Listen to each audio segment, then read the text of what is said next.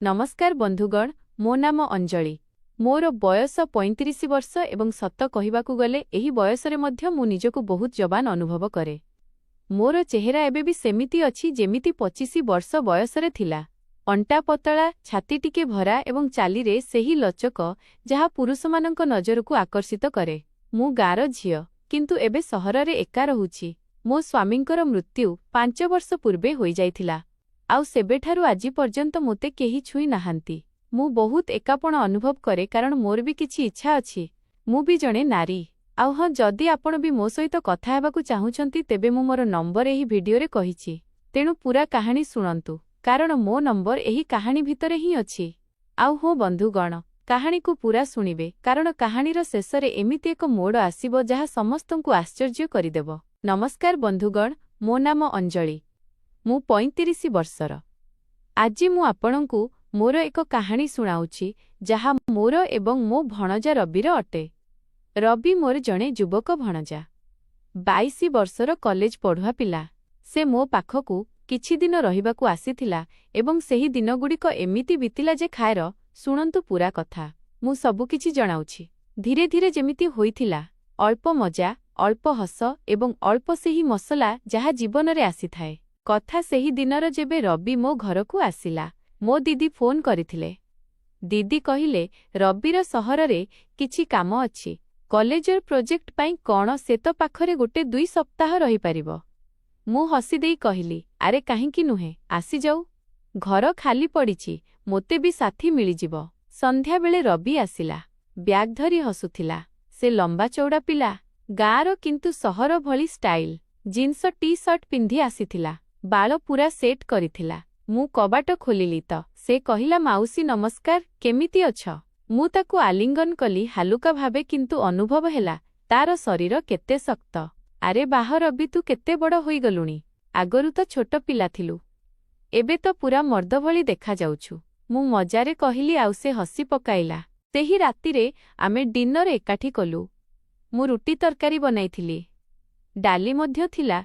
Table उपरे बसी आमे कथा हेबाकु लागिलु। रबि पचारिला, माउसी तुमे एका केमिति रहुछो? घर एते बड़ केही साथीरे नाहांती। आखिरे टिके चिंता थिला। मु हसी देई कहिली, एका कण, तू आसीगलु ना, एबे मजा आसीबो। रातिरे कथा हेबा, हसीबा। से कहिला, हाँ माउसी, मु तुमकु घर कामरे साहाଯ୍ୟ करिबी। तुमे कहिले मसाज भी करिदेबी। थकी जाउथिबो ना? मु आश्चर्य होई गली, किंतु हसिली। मसाज, से कथाटा टिके अलगा लागुथिला, किंतु बोध हुए से निरीह भावरे कहुथिला। आरे पागल, मसाजर कौन दरकार? तो बास पाखरे बस सेतिकी यथेष्ट। किंतु मनरे भावना आसिला, जदि से सतरे मसाज करे तेबे ना मु तार माउसी। तथापि कथारे सेमिति किछि थिला जहा अल्प फिलिंग जाग्रत करुथिला। परदिन सकाळे उठिली तो रबि आगरु उठी सारिथिला। किचेन रे चा बनाउथिला। माउसी तुमे सोईथिल? भाबिली चा बनेई दिए। मु देखिली से शर्ट्स पिंधिथिला आउ उपरे गंजी। तार बाहु बहुत मजबूत लागुथिला। बाहा रबि, तू तो घर काम भी जानिछु। भल पिलांतु, मु कहिली एवं चा नेली। आमे बालकोनी रे बसी चा पिउ पिउ कथा हेलु। बाहारे गाँ भली परिवेश नथिला, किंतु सहरर पवनरे टिके सतेजता थिला। रबि हठात पचारिला, माउसी तुम अंटारे से टाटू केबे कल?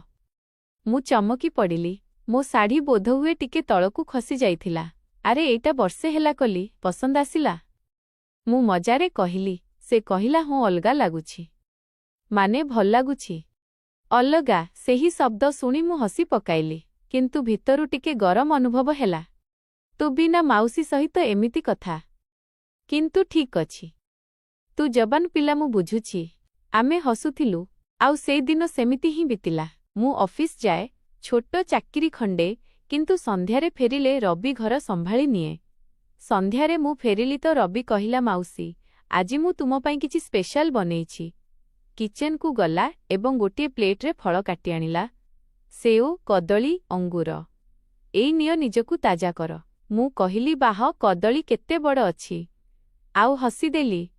रबि भी हसिला। हाँ माउसी, बड़ आउ मजबूत तुमकु पसंद आसिबो। से कथा टिके अलगा लागुथिला, किंतु आमे दुहें हसुथिलु। मु भाबुथिली, ए पिला केते शरारती, किंतु किछि भूल करू नाही। ରାତିରେ ଆମେ ଟିଭି ଦେଖୁ, କୌଣସି ଫିଲ୍ମ। ଦିନେ ଫିଲ୍ମରେ ଗୋଟିଏ ସିନ୍ ଆସିଲା ଯେଉଁଠି ହିରୋ ହିରୋଇନକୁ ଆଲିଙ୍ଗନ କରୁଛି। ରବି ବୋଲିଲା, ମାଉସୀ, ଯଦି ମୁଁ ତୁମକୁ ଏମିତି ଆଲିଙ୍ଗନ କରେ ତେବେ। ମୁଁ କହିଲି, ଆରେ ପାଗଳ, ତୁମ ଭଣଜା। କିନ୍ତୁ ଟଚ୍ ତ କରିପାରିବୁ। ଫ୍ୟାମିଲିରେ କ'ଣ ଅସୁବିଧା? ଆଉ ସେ ଉଠିଲା, ମୋତେ ଟଚ୍ କଲା। ତାର ନିଶ୍ୱାସ ମୋ କାନ୍ଧରେ ବାଜିଲା ଆଉ ମୁଁ ଅନୁଭବ କଲି ତା ଶରୀରର ଗରମ। କିନ୍ତୁ ବାସ୍ ସେତିକି ହିଁ।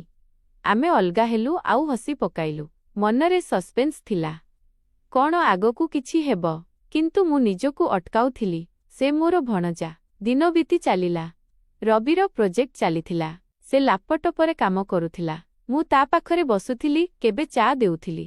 ଦିନେ ସେ ବୋଲିଲା, ମାଉସୀ, ତୁମ ସ୍କିନ୍ କେତେ ନରମ, ଏହାର ରହସ୍ୟ କ'ଣ? ମୁଁ କହିଲି, ଆରେ ରୋଜ ଗାଧୋଉଛି ଭଲ ଭାବରେ, ତୁ ବି ଟ୍ରାଏ କର। ସେ ହସିଲା, ମାଉସୀ ସାଥିରେ ଗାଧୋଇବା? ମୁଁ ଗାଳି କଲି ମଜାରେ, ଶଇତାନ, ଏମିତି କଥା କୁହନ୍ତି ନାହିଁ। କିନ୍ତୁ ଯଦି ସାହାଯ୍ୟ ଦରକାର ତେବେ କହିବୁ। ସେ କଥା ଏମିତି ହେଉଥିଲା ଯେ ଲାଗୁଥିଲା କିଛି ହେବାକୁ ଯାଉଛି, କିନ୍ତୁ କେବେ କିଛି ହେଉନଥିଲା। ମୁଁ ରାତିରେ ଭାବୁଥିଲି ରବି କେମିତିକା ପିଲା, ଜବାନ, ଏକା ମୋ ସହିତ ଅଛି, କିନ୍ତୁ ସେ ସବୁବେଳେ ସମ୍ମାନ କରେ। ଗୋଟିଏ ସନ୍ଧ୍ୟାରେ ଆମେ ବଜାର ଗଲୁ ନାହିଁ, ବରଂ ଘରେ ହିଁ ଗେମ୍ ଖେଳୁଥିଲୁ। ତାସ୍ ଖେଳ, ଯେଉଁଠି ହାରିବା ବାଲା କିଛି କରିବ। ମୁଁ ହାରିଲି ତ ରବି କହିଲା, ମାଉସୀ, ଏବେ ତୁମେ ମୋତେ ଗୋଟିଏ ଥର ଦିଅ। ମୁଁ ଚମକି ପଡ଼ିଲି କିନ୍ତୁ କିଛି କଲି ନାହିଁ। ବାସ୍ ସେତିକି ସେ ବୋଲିଲା। ମୁଁ କହିଲି, ଆଉ କ'ଣ ଦରକାର ତୋତେ? ସେ ହସି ପକାଇଲା। କିଛି ନାହିଁ, ମଜାକ ଥିଲା। କିନ୍ତୁ ସେହି ମୁହୂର୍ତ୍ତରେ ଟିକେ ଟେନସନ୍ ଥିଲା। ଲାଗୁଥିଲା କିଛି ଆଗକୁ ବଢ଼ିବ। ଫେର ଦିନେ ରବିର ଫୋନ୍ ଆସିଲା ଯେବେ ମୁଁ ଅଫିସରେ ଥିଲି। ମାଉସୀ, ଘରେ କିଛି ଅସୁବିଧା ହୋଇଛି, ଜଲ୍ଦି ଆସ। ମୁଁ ଡରିଗଲି। ଦୌଡ଼ି ଘରେ ପହଞ୍ଚିଲି ତ ଦେଖିଲି କିଚେନରେ ପାଣି ଭର୍ତ୍ତି ହୋଇଯାଇଛି। ପାଇପ୍ ଲିକ୍ ହେଉଥିଲା। ରବି ଓଦା ହୋଇ ଠିକ୍ କରୁଥିଲା। ଆରେ ତୁ ଓଦା ହୋଇଗଲୁ, କପଡ଼ା ବଦଳା, ମୁଁ କହିଲି। ସେ ବୋଲିଲା, ମାଉସୀ, ତୁମ ସାହାଯ୍ୟ ଦରକାର, ମୋତେ ଧର ଏଠାରୁ। ମୁଁ ପାଇପ୍ ଧରିଲି, ସେ ତଳକୁ ନେଇଲା। ତାର ସାର୍ଟ ଓଦା ଥିବାରୁ ଶରୀର ଦେଖାଯାଉଥିଲା। ରବି, ତୁ କେତେ ଷ୍ଟ୍ରଙ୍ଗ ଅଛୁ, ମୁଁ କହିଲି। ସେ ବୋଲିଲା, ହଁ ମାଉସୀ, ତୁମ ପାଇଁ କିଛି ବି। ଯଦି ତୁମେ କୁହ ତେବେ ଆହୁରି ବି କରିପାରିବି। ଫେର ସେହି କଥା। କିନ୍ତୁ ଆମେ ପାଇପ୍ ଠିକ୍ କଲୁ ଏବଂ ହସି ହସି ସଫାସଫି କଲୁ। ରାତିରେ ସେ କହିଲା, ମାଉସୀ, ଆଜି ଥକି ଯାଇଛି। କ'ଣ ତୁମେ ମୋ ପିଠି ଚିପିଦେବ? ମୁଁ ଭାବିଲି ଏଇଟା ତ ମଉକା, କିନ୍ତୁ କହିଲି, ଠିକ୍ ଅଛି, ଶୋଇପଡ଼। ମୁଁ ତା ପିଠି ଚିପିଲି ହାଲୁକା ଭାବେ। ତାର ମାଂସପେଶୀ ଶକ୍ତ ଥିଲା। ଆହ ମାଉସୀ, କେତେ ଭଲ ଲାଗୁଛି। ଆଉ ତଳକୁ, ସେ ବୋଲିଲା। ମୁଁ ଚିପିଲି କିନ୍ତୁ କିଛି ଭୁଲ କଲି ନାହିଁ, ବାସ୍ ମସାଜ ପରି। ତାପରେ ସେ ଶୋଇଗଲା ଆଉ ମୁଁ ଭାବୁଥିଲି। ଧୀରେ ଧୀରେ ଦିନ ଏମିତି ହିଁ ବିତିବାକୁ ଲାଗିଲା। ସକାଳେ ଉଠିବା, ଏକାଠି ଚା, କଥାବାର୍ତ୍ତା। ରବି ମୋ ବିଷୟରେ ପଚାରେ, ମାଉସୀ, ଅଙ୍କଲଙ୍କ ପରେ କୌଣସି ବୟଫ୍ରେଣ୍ଡ ବନେଇଲ ନାହିଁ? ମୁଁ ହସେ, ଆରେ ନାହିଁ, ତୁ ଅଛୁ ନା ମୋ ବୟଫ୍ରେଣ୍ଡ। ସେ ବୋଲିଲା, ସତ ମାଉସୀ, ତେବେ ମୁଁ ତୁମର ଖ୍ୟାଲ ରଖିବି। ରାତିରେ ଏକାଠି ଶୋଇବା।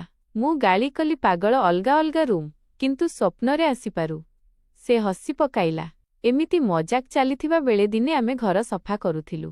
ଆଲମାରି ସଫା କରୁଥିବା ବେଳେ ପୁରୁଣା ଫଟୋ ବାହାରିଲା। ମୋ ବାହାଘର ଫଟୋ। ରବି କହିଲା, ମାଉସୀ, ତୁମେ କେତେ ଯବାନ ଲାଗୁଛ ଏଠି, ମାନେ ସୁନ୍ଦର।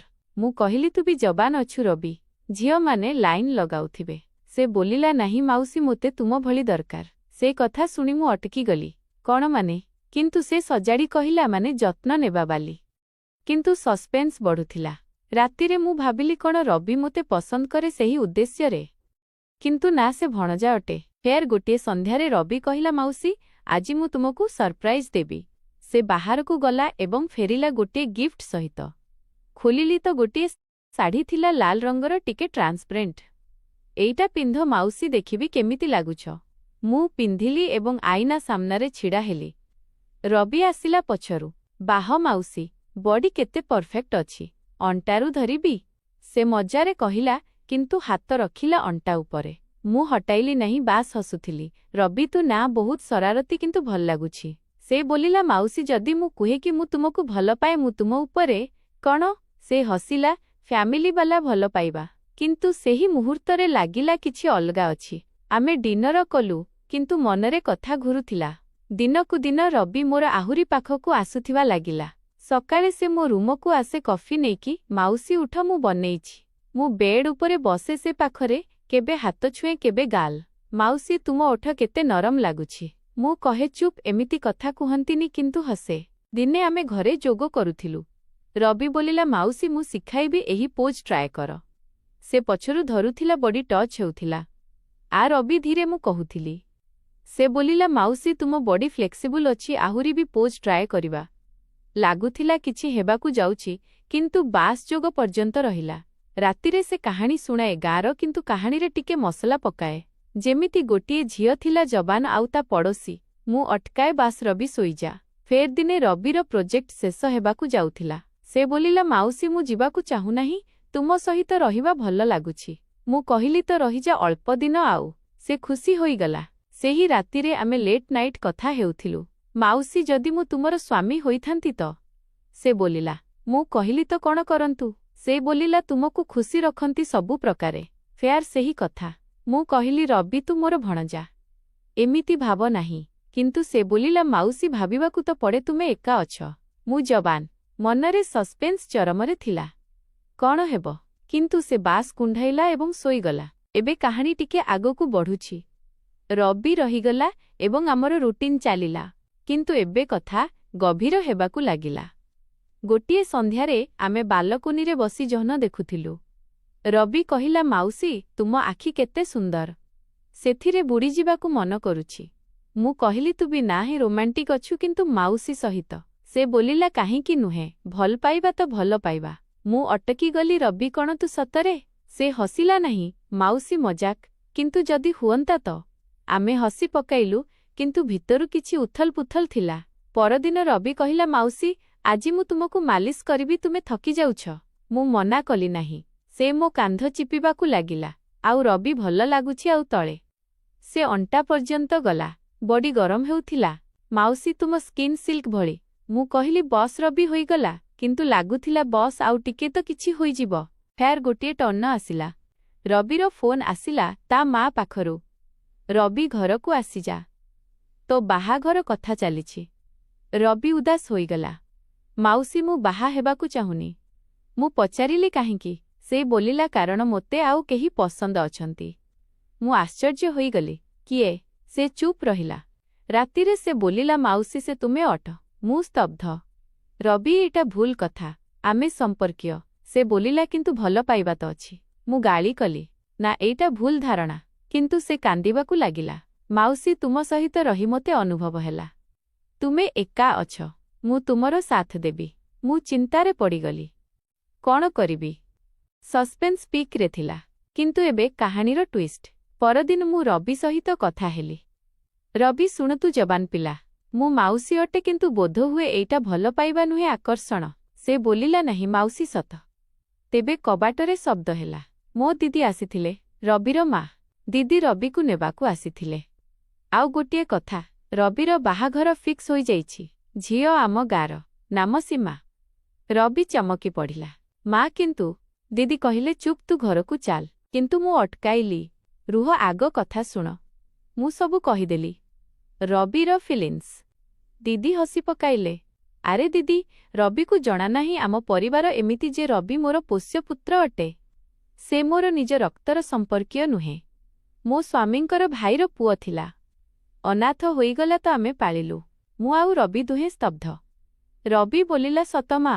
ଦିଦି ହଁ କହିଲେ ତ ଏବେ ସବୁ ବଦଳିଗଲା। ରବି ମୋର ରକ୍ତ ସମ୍ପର୍କର ଭଣଜା ନଥିଲା। ସେ ଖୁସି ହୋଇଗଲା। ମାଉସୀ ଏବେ ତ କୌଣସି ଅସୁବିଧା ନାହିଁ। କିନ୍ତୁ ମୁଁ କହିଲି ରୁହ ରବି ବାହାଘର ତ କରିନେ ସୀମା ସହିତ। ସେ ଭଲ ଝିଅ। କିନ୍ତୁ ରବି ମନା କଲା। ନାହିଁ ମୋତେ ତୁମେ ଦରକାର। ଦିଦି କହିଲେ ଦିଦି ଯଦି ତୁମକୁ ପସନ୍ଦ ଅଛି ତ ବୟସର ଫରକ ଅଛି କିନ୍ତୁ ଭଲ ପାଇବା ଅଛି ତ ଠିକ୍। ମୁଁ ଚିନ୍ତାରେ ପଡ଼ିଗଲି। ଦିନ ବିତିଲା। ରବି ସୀମା ସହିତ କଥା ହେଲା। ସେ କେବଳ ଫ୍ୟାମିଲି ପ୍ରେସର ଥିଲା। ଶେଷରେ ଆମେ ନିଷ୍ପତ୍ତି ନେଲୁ ରବି ଆଉ ମୁଁ ଏକାଠି ରହିବୁ କିନ୍ତୁ ବାହା ହୋଇକି କାରଣ ଏବେ କୌଣସି ରକ୍ତ ସମ୍ପର୍କ ନଥିଲା। ଗାଁ ଲୋକେ କ'ଣ କହିବେ? କିନ୍ତୁ ଆମେ ସହରରେ ରହିବା ଠିକ୍ କଲୁ। ରବିର ପ୍ରୋଜେକ୍ଟ ସରିଲା କିନ୍ତୁ ସେ ମୋ ସହିତ ରହିଲା। ଏବେ ଆମର ରିଲେସନସିପ୍ ନୂଆ ମୋଡ଼ ନେଇ ସାରିଥିଲା ଭଲ ପାଇବା ବାଲା। କିନ୍ତୁ ସଫାସୁତୁରା ଯେଉଁଠି ଆକର୍ଷଣ ଭଲ ପାଇବାରେ ବଦଳିଲା ଆଉ ସବୁ ଭଲ ହେଲା। ରବି ଏବେ ମୋର ପାର୍ଟନର ଅଟେ ଆଉ ଆମେ ଖୁସି ଅଛୁ। ଆଉ ଏବେ ମୁଁ ଏବଂ ରବି ଏକାଠି ବିବାହ କରିନେଇଛୁ ଏବଂ ଆମେ ଖୁସିରେ ଅଛୁ।